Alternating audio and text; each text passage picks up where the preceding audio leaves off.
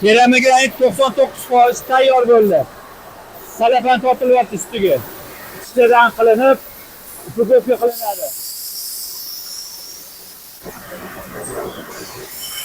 Lenta qilinyapti.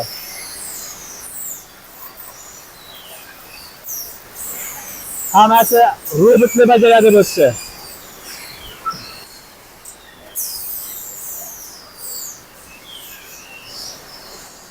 Zavod shunchaki katta.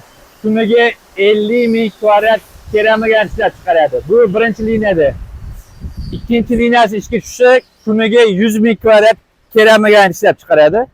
12 davlatga eksport qilyapti hozirgi kunda. Sifati ancha yaxshi. Bozorda ko'pchilik ustilar ham biladi, klientlar ham biladi, Koreya by John Pen desa, ko'pchilik bilyapti. Mana bunisi siklat tarafi. Ochiq osmon ostida siklat.